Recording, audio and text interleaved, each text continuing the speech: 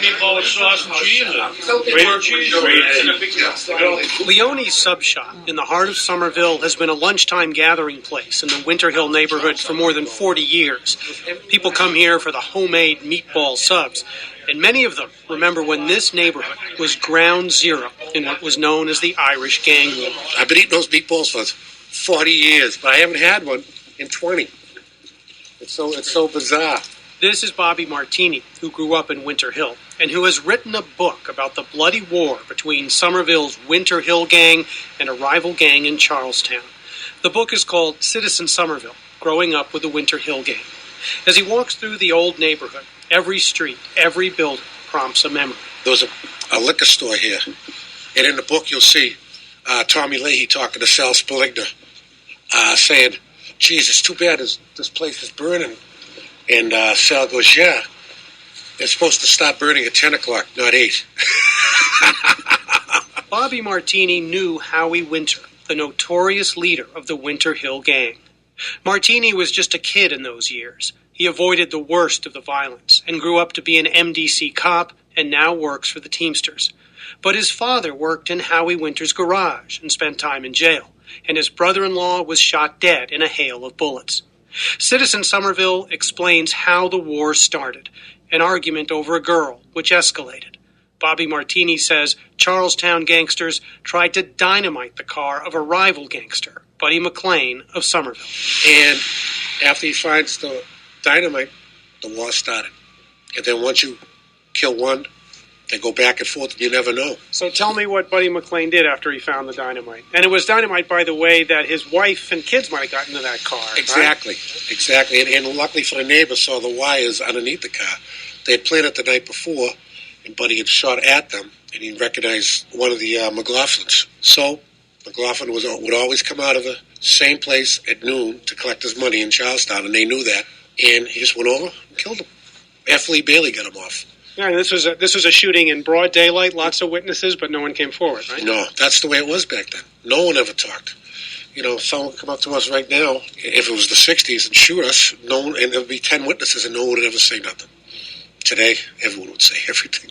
So let me ask a question about the women you write about in this story. What's their story about? It's what they went through.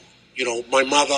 What did she go through? What were the sort of high points, the low points, the challenges of keeping a family together in a neighborhood like this? Well, she did a good job keeping us together. You know, my father, during his tenure up in Marshall Motors, was sent to jail for a year and a half. It was hard on her, but we didn't know that. We're just kids. We don't know that. I know it now. If I know what I knew now then, I would have taken a lot better care of her. You know what I mean? And the family and everything else. We didn't know any better. But my sister Patty, she's in the book, and Brian Halloran got shot 22 times by Whitey Bulger in town. And then the FBI threw her out of her safe house. They had him in a safe house. Threw who out of the safe house? My sister Patty and her 2 kids. They were only babies then. So she's going through a life of terror. And plus, he used to abuse her a little, but he wouldn't tell us. She wouldn't tell us, in fear that we'd go after him, and in fear he would kill us. Ellen Brogner, Howie Winter's wife, she went through all that time, and, you know, he was in jail in 78 to 83. She'd go up to Leavenworth, see him all the time, always visit him, always stayed right by him. She always stayed right by him. She's one of the strongest women in the book also, you know. But a tough world for the women in this town, for sure. You know, your mother's never told your father's business, ever. So none of us knew till we were 30 or 40 years old about these gang wars. You know, and then that's another reason I decided to write, to show, you know, everyone what the families went through. The mothers at home, they're wondering, is the father coming home during those gang wars? You know, and it's such a pivotal point in the book of the torment they must have been going through, wondering if the husband's coming home at night, and where they're going to feed the kids. Who's going to give them the money? Well, I guess one of the answers to that question was Howie Winter did what he could do for these families, didn't he? Without a doubt. Yeah, when my father went away, every week I get money. You know, through him or around him. I don't know where it came from, you know. But I know he was a big factor in helping out my family when my father was away. My father wanted a swing set brought up to the Lawrence jail.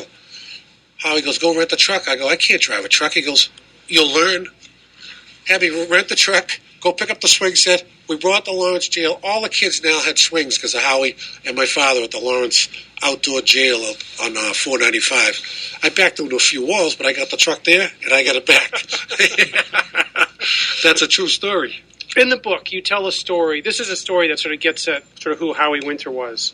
You describe him walking down the street. It might have even been this street. It is the street. Where he sees a kid with no right shoes or really bad shoes on his feet, full of holes. Yeah. What did he do? Howie always took care of the neighborhood here. You didn't even have to lock your doors, because if someone broke into your house, the person that broke in would have to deal with Howie, Buddy, Sal, or Joe McDonald. But he walked up the street, and he grabs the kid, and Bronca Shoes was right across the street. Took him over there, got him a pair of shoes, and brought him back. And it wasn't the first time. You know, the Leahys, they're in the book, and they lost their father right down the end of the street here. Not in a gang war, but in a car accident. And Howie went right there and was always overseeing that family. Well, when you were growing up, what did you know about what was really going on? I mean, these people took care of you, they protected you, there was this close-knit neighborhood. What did you really know about what was going on? They were just friends of my father. You know, in 69, I went in the Marine Corps. I forged my birth certificate, and I was 16. Howie rented me a car for the week. They had a party on the Baltimore Post with 200 people for me to go to the Marine Corps at 16. I mean, that's unheard of. And to this day, I go, why didn't they stop me? You know, why? What did I do so wrong that all of a sudden they sent a 16-year-old kid? I mean, and I looked like I was 10. I didn't look 16. And why didn't they stop you? It was the way of life then. I mean, I was having beefs at home. My father, you know, he was a strict enforcer. I took my worst beating right here in the garage when I skipped school one day. Do you think, in a way, they were trying to protect you from the kind of life in the street here and getting involved with the criminal activity that was going on all around? Without a doubt. They could see the writing on the wall. I had fist fights in school, and, you know, the best thing for me probably was the Marine Corps. And to this day, I think it was. You know, I come out a different man, and it worked for a while, but then I went back out in the streets for a little while, you know. Were you ever sucked into the game? Were you ever involved in the sort of gang activity that was going on here? I don't mean the street brawling. I mean the criminal activity. Well, with Brian Halloran, I came close a couple of times, you know, to do different things with Brian when he was married to my sister. Only for the grace of God did I not do them. One time I was drunk and I never made it where I was supposed to be, and two other friends got grabbed with Brian. So tell me more about Howie Winter. By 1975, right? Winter Hill Gang, second largest criminal organization in Massachusetts, pretty much. Yep. He's doing business with the Patriarcha clan down in Providence. Yep. So he's a big-time moneymaker. Big-time moneymaker. Yeah. Gangster?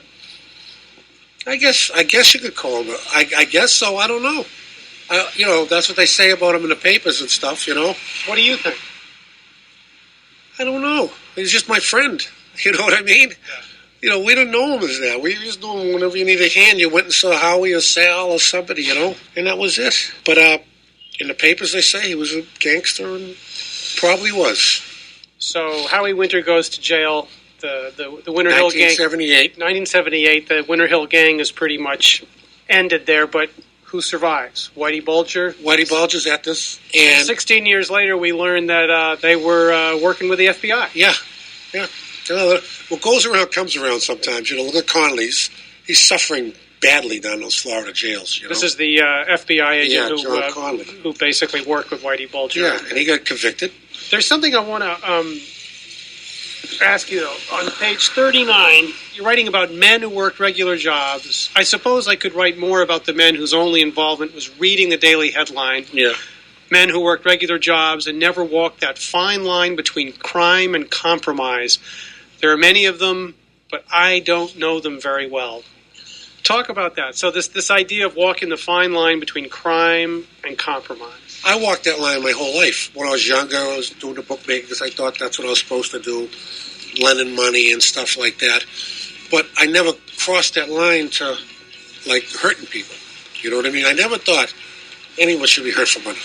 Bobby Martini, along with Elaine Karatzis, are the authors of Citizen Somerville, Growing Up with a Winter Hill Gang. You can read an excerpt from the book on our website, radioboston.org. And Bobby Martini will be reading from his book and signing copies March 12th at the Somerville Library.